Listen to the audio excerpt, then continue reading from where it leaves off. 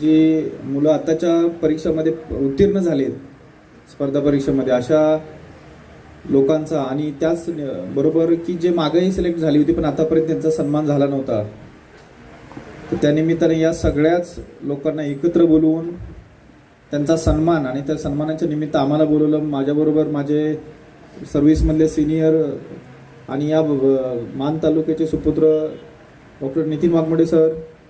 त्याचबरोबर ज्यांनी मगाशी भाषण केलं ते आत्ताच नुकतेच झालेल्या परीक्षेमधले DYSP प्रदीप गोरड, आत्ता ज्यांनी भाषण केलं ते याच गावचे सुपुत्र नागू विरकर सर आणि या देवस्थानाचे ट्रस्ट कोळेकर आणि सरपंच आणि सगळेच तुम्ही. खरं तर 2-3 तास झालं प्रोग्राम चालू आहे आणि अतिशय बरेच सगळ्यांचं माझं लक्ष होतं की अतिशय ध्यान देऊन सगळे लोक ऐकतात की लोक काय ऐकतात, निवेदक नक्की काय बोलतात आणि सगळ्या गोष्टीचं इतकं छान. म्हणजे सर्वप्रथम जे दुर्देव नॉलेज ट्रस्ट फाउंडेशन आहे, तुम्ही सांगताना सांगितले की आम्ही एक सुशिक्षित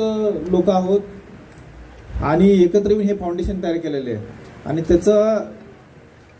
जो पहिला एक्सपेरिमेंट आहे त्या हा तुमचा असेल. खरंच यात्रा आपला भाग जर बघितला, मान असेल, आटपाडी असेल किंवा आजूबाजूचे 4-5 तालुका असतील, दुष्काळी भाग आहे आणि पारंपरिक व्यवसाय सगळ्यांना माहीत आहे, मेंढपाळ आहेत. यात्राचा जो हा म्हणजे ह्या 2-3 महिन्यामध्येच मला वाटतं ह्या मार्च असेल, एप्रिल असेल, मे या 2-3 महिन्यामध्ये बऱ्याच गावच्या यात्रा असतात. काही काही गावात ते 1-2-3 यात्रा असतात. तर त्या यात्रेनिमित्त बरेच मंडळी, जसे की जे मुंबई पुण्यामध्ये कामानिमित्त गेलेले आहेत ते मंडळी येत असतात आणि या यात्रेनिमित्त जसं 2-3-4 वर्षापूर्वी एकदा लॉकडाऊन लागलं होतं 2021ला, त्यावेळेस ही बरीच लोक जे गावाकडे नव्हते आले तेही लोक गावाकडे आले होते. तसंच मला असं वाटतं की यात्रा पण असाच एक प्लॅटफॉर्म आहे की जर वर्षी न चुकता बरीच मंडळी आपली जिथं जिथं आपण कार्यरत असतो त्या